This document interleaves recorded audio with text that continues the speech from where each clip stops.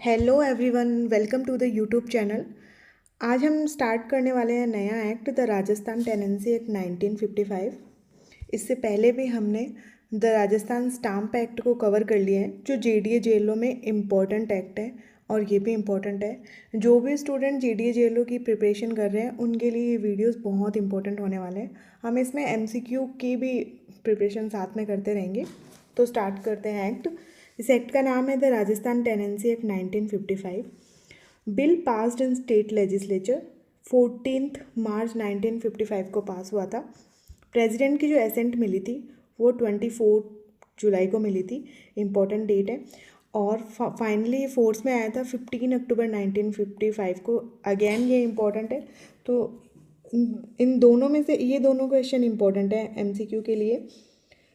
अगर पूरे एक्ट की बात करें तो ये 16 चैप्टर में डिवाइड है, जिसमें टोटल सेक्शन है 260 और शेड्यूल है इसमें 4।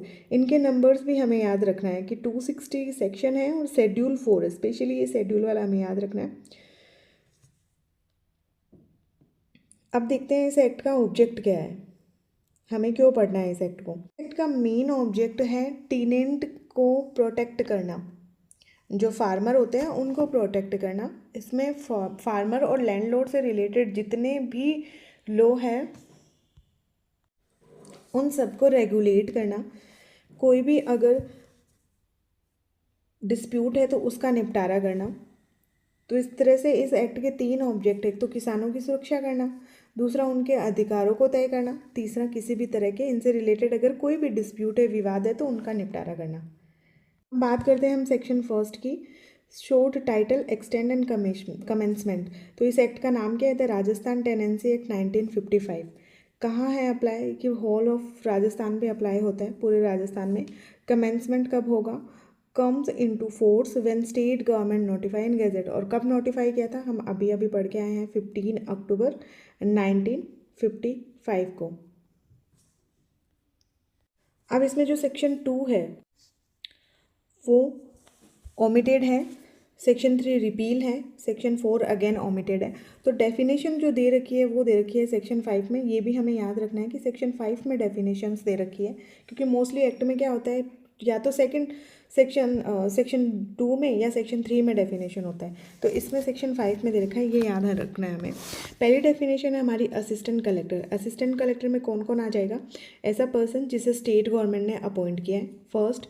दूसरा, जो राजस्थान टेरिटोरियल डिवीजन ऑर्डिनेंस 1949 में नियुक्त किया गया है। तीसरा, या इसके अलावा अगर अदर कोई लो है तो वहाँ अपॉइंट किया गया है, तो वो असिस्टेंट कलेक्टर में आएगा। फिर है बिस्वेदार। बिस्वेदार कौन होता है? जो ज़मीन का ऑनर होता है, जिसका नाम बिस्वेदार के रूप में दर्ज होता है। बिस्वा यानी क्या होता था? एक मेजरिंग यूनिट होती थी, जो औरदार यानी जो ऑनर होता है। ये सिस्टम अभी नहीं है, ये पहले का, इस एक्ट से पहले का है बिस्वेदार इस सिस्टम में, तो उसको कहते हैं बिस्वेदार। बोर्ड क्या है? बोर्ड वही होगा, राजस्थान बोर्ड ऑफ रेवेन्यू होगा, या 1949 के तहत अगर कोई बोर्ड बना है तो वो, या अदर कोई बना है। तो इसमें भी 3 definition. Board means board of revenue board, second जो 1949 में एक्ट बना है या फिर किसी अदर एक्ट में बना गया है। फोर्थ हमारी डेफिनेशन है सेलिंग एरिया। सेलिंग एरिया क्या होता है कि एक व्यक्ति अपने पास में मैक्सिमम कितनी ज़मीन रख सकता है, उसको कहते हैं सेलिंग एरिया। ठीक है, तो इसमें स्पेशली डिटेल तो नहीं है, लेकिन अगर एक व्यक्ति के पास में अधिकतम कितनी ज़मीन हो सकती है, कौन डिसाइड करेगा? स्टेट एक्ट बना रखे हैं उनके, स्टेट लेजिस्लेशन, तो उसे कहते हैं सेलिंग एरिया। अब चलते हैं हम नेक्स्ट डेफिनेशन में। फिर है agriculture year. Agriculture year important definition है, कहाँ से कहाँ तक होगा? तो ये 1 जुलाई से लेकर 30 जून के बीच का जो टाइम पीरियड होता है उसको कहते हैं एग्रीकल्चर ईयर। तो ये एमसीक्यू के लिए इंपॉर्टेंट है। फिर है एग्रीकल्चर। एग्रीकल्चर में क्या इंक्लूड है, क्या इंक्लूड नहीं है, ये भी मल्टीपल चॉइस क्वेश्चन के लिए इंपॉर्टेंट है, इसको भी हमें याद रखना है। तो एग्रीकल्चर में सिर्फ खेती नहीं होती है, इसके अलावा इसमें horticulture, cattle breeding, dairy farming, poultry farming, वानिकी विकास, ये सब भी इसमें इंक्लूड होता है। ये हमको याद रखना है। बागवानी, पशुपालन, डेयरी, पोल्ट्री फार्मिंग, वानिकी विकास, ये सब इसमें इंक्लूड होता है। नेक्स्ट डेफिनेशन हमारी है एग्रीकल्चरिस्ट यानी कृषक। फार्मर कौन होता है? स्पेशली फार्मर वो व्यक्ति होता है जिसकी आजीविका मुख्य रूप से कृषि पर ही निर्भर है। चाहे वो खुद मजदूर हो सकता है, चाहे वो मजदूरी कर सकता है, या चाहे वो टेनेंट के रूप में खेती कर सकता है, लेकिन उसकी आजीविका का जो मुख्य साधन है वो खेती ही होता है। चलते हैं नेक्स्ट डेफिनेशन में। अब आता है कि कमिश्नर में कौन कौन आता है। किसी डिवीजन का कमिश्नर तो है ही, इसके अलावा इसमें एडिशनल कमिश्नर भी शामिल है। सिंपल सी डेफिनेशन है, इसमें एडिशनल कमिश्नर भी आता है। फिर एक क्रॉप्स, सेम ये इंपॉर्टेंट है, क्रॉप्स में क्या इंक्लूड होता है और क्या इंक्लूड नहीं होता। तो इसमें शर्ब्स यानी जो झाड़ियाँ होती हैं वो इसमें फसलों में ही शामिल है। ये याद रखना है, हमें झाड़ियाँ देख के ऐसे लगता है कि ये क्रॉप्स में नहीं होगा, लेकिन ये है। प्लांट्स और क्लाइंबर्स यानी जो बेल होती है, जैसे पपीते की बेल हो गई या किसी इस तरीके से, जैसे गुलाब या मेहंदी का जो पौधा है, ये सब भी इसमें सम्मिलित है। इसमें सम्मिलित है ये। और क्या शामिल नहीं है? फॉडर यानी जो चारा होता है गायों के लिए, वो इसमें शामिल नहीं है। और नेचुरल प्रोड्यूस यानी जो खरपतवार वगैरह या घास जो हो जाती है वो क्रॉप में शामिल नहीं है। फिर एस्टेट क्या होती है? एस्टेट एक जागीर लैंड होती है या भूमि होती है जिसमें जो जागीरदार की, बिस्वेदार की या लैंड ऑनर की जो ज़मीन होती है उसको एस्टेट कह देते हैं।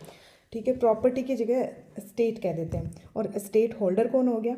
जो इनका मालिक है। और उनको कैसे बोल देंगे? अगर जागीर है तो जागीरदार, बिस्वे है तो बिस्वेदार, जमींदार ज़मीन का। तो ये अलग अलग एक्ट में पहले कहे जाते थे, अब इन सबको हटा दिया है, एक यूनिफॉर्म कोड इनके लिए बन गया है। फिर नेक्स्ट डेफिनेशन है एग्जिस्टिंग जागीर लॉ में क्या क्या आ जाएगा। तो ऐसे सभी एक्ट, ऑर्डिनेंस, रूल या नोटिफिकेशन जो जागीर लैंड से रिलेटेड है, जो भी प्रोविजन दे रखे हैं कहीं पे भी किसी एक्ट में, तो उसको बोलेंगे एग्जिस्टिंग जागीर लॉ। अनुदान का मतलब होता है जमीन देने का अधिकार। अगर किसी को ज़मीन दी जाती है खेती करने के लिए तो उसे बोल देंगे कि ग्रांट की है ये ज़मीन। फिर नेक्स्ट डेफिनेशन है grant at favourable rate of rent. इसको थोड़ा सा डिटेल में पढ़ते हैं।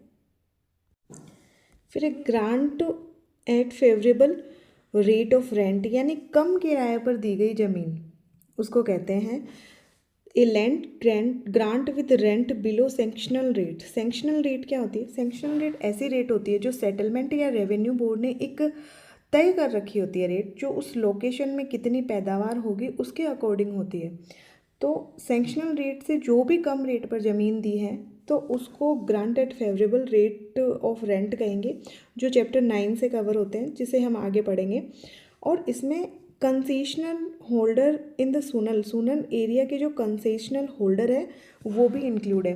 कंसेशनल होल्डर क्या होते हैं कि जो सूनल एरिया था ये पहले एमपी का हिस्सा था, उसके बाद में स्टेट और रीऑर्गेनाइजेशन एक्ट में इसमें राजस्थान के झालावाड़ ज़िले में इनको शामिल कर दिया था। तो जब ये सोनल एरिया राजस्थान का हिस्सा था तो वहाँ के लोगों ने वहाँ पुराने लॉ के अकॉर्डिंग ही ज़मीनें ले रखी थी, तो वहाँ अब उन्हें छूट दे दी गई है, कंसेशन दे दी गई है। तो इसीलिए सोनल एरिया के जो कंसेशनल होल्डर है वो भी इसमें इंक्लूड है। फिर एक ग्रोवलैंड क्या होती है? ग्रोवलैंड एक ऐसी लैंड होती है जहाँ सिर्फ पेड़ ही पेड़ होते हैं, कोई और फसल वहाँ पैदा हो ही नहीं सकती। इसको कहते हैं ग्रोवलैंड या उपवन भूमि। तो a specific parcel of land preliminary for trees, जिसमें सिर्फ पेड़ होता है। प्राइमरी पर्पस क्या है? पेड़। Trees are so numerous that other agriculture use preclude, यानी वहाँ अदर एग्रीकल्चर को प्रिक्लूड कर दिया गया, मना कर दिया गया, कुछ और वहाँ पे ग्रो हो ही नहीं सकता। तो इसीलिए the planted tree constitute A Grove, तो वो एक वन की तरह बना लेते हैं, तो इसको बोल देते हैं ग्रो लैंड या उपवन। फिर है 516 में है हाई कोर्ट। हाई कोर्ट वही Rajasthan, refer to the high court of the state of. फिर है होल्डिंग। होल्डिंग क्या होता है? होल्डिंग का मतलब होता है जोत। एक पीस ऑफ लैंड यानी ज़मीन का एक टुकड़ा जो किसी एक किसान के पास में होता है या टेनेंट के पास में होता है। एक से ज़्यादा टुकड़े भी हो सकते हैं, फिर 1, 2, 3 इस तरीके से, लेकिन वो उन सब का एक ही एग्रीमेंट होना चाहिए, एक ही लीज होनी चाहिए, एक ही एंगेजमेंट या एक ही टेन्योर होना चाहिए उनका, तब उसको बोलेंगे हम होल्डिंग। और इसमें इजरादार और ठेकेदार भी इंक्लूड है। और the basic unit of land for a single tenancy agreement, एक ही टेनेंसी एग्रीमेंट में वो सारे के सारे होने चाहिए, तब हम उस जो ज़मीन का टुकड़ा है उसको होल्डिंग बोल देंगे। फिर है इजरा या ठेका। इजरा या ठेका क्या होता है? ये रेंट कलेक्शन का एक सिस्टम होता है जहाँ किसी भी व्यक्ति को रेंट कलेक्ट करने का एक कॉन्ट्रैक्ट दिया जाता है एक स्पेसिफिक एरिया के लिए, ठीक है।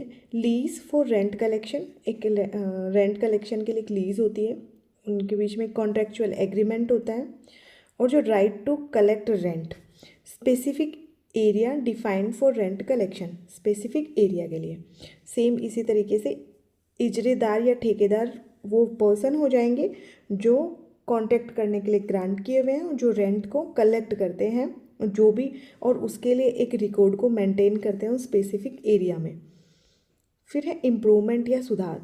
इम्प्रूवमेंट या सुधार होता है कि जब होल्डिंग, हमने पढ़ा था जोत जो होता है, कोई भी ऐसा काम जो होल्डिंग की वैल्यू को बढ़ाए, जैसे dwelling house for tenant occupation, यानी टेनेंट के रहने के लिए घर बना दिया, या कैटल शेड बना दिया, पशुओं के लिए बाड़ा, स्टोर हाउस अनाज रखने के लिए गोदाम, वाटर वर्क्स बना दिए जैसे टैंक वगैरह। इनसे क्या हो रही है? इनसे होल्डिंग की वैल्यू बढ़ रही है उसकी। For example water works, drainage system के लिए लैंड रिक्लेमिंग या रीन्यूअल रिकंस्ट्रक्शन कुछ करवा दिया, या कन्वीनियंट या प्रॉफिटेबल बिल्डिंग्स, कुछ भी ऐसा अगर बनवाया है जिससे उस प्रॉपर्टी की वैल्यू बढ़ रही है, उस जोत की वैल्यू बढ़ रही है, तो उसको कह देंगे हम इम्प्रूवमेंट, जो 519 में दे रखा है। फिर जागीरदार कौन होता है? जागीरदार हमने पढ़ा था, वो पर्सन होता है जिसके पास में होल्डिंग होती है ना, होल्डिंग ऑफ जागीर लैंड, जिसके पास में अपनी खुद की एक जागीर होती है या अपनी खुद की एक ज़मीन होता है। कैसे पता चलेगा? रिकॉग्नाइज्ड अंडर एग्जिस्टिंग जागीर लो, जो जागीर लो में दे रखा है। और इसमें क्या इंक्लूड है? इसमें गारंटीज ऑफ जागीर लैंड, वो भी इसमें इंक्लूड हो जाएगा। ये तो पढ़ा हमने जागीरदार। और जागीर लैंड क्या हो जाएगी? ऐसे इसमें लैंड इंक्लूड है जो रेवेन्यू जनरेट करती है, रेवेन्यू राइट फॉर जागीरदार, जो जागीरदार के लिए रेवेन्यू जनरेट करती है, जो प्री रीऑर्गेनाइजेशन है। जैसे इसमें सिरोही को छोड़कर पूरा राजस्थान का एरिया आ जाएगा। दूसरा इसमें आबू एरिया है, ये बी है, आबू एरिया भी इसमें इंक्लूड होगा। सी अजमेर एरिया भी है। सोनल एरिया जो पहले एमपी का पार्ट था और अभी राजस्थान के झालावाड़ का पार्ट है, वो भी इंक्लूड होगा जागीर में। और लैंड ओनर जिसकी खुद की ज़मीन है वो भी। ओके, नेक्स्ट डेफिनेशन है खुद कास्ट। खुद कास्ट क्या होता है? जो खुद अपनी खेती करता है, चाहे वो कैसे भी करे, यानी उस या खुद करे, फैमिली मेम्बर के थ्रू करे। Land cultivated personally by the estate holder, जो भूमि का स्वामी है उसके खुद के द्वारा अगर कोई खेती की जाती है तो उसको कहते हैं खुद कास्ट। और जिसका अलग अलग नाम दे रखा है रिकॉर्ड में, जैसे सीरी, हवाला, निजी जोत, गरखंड। ये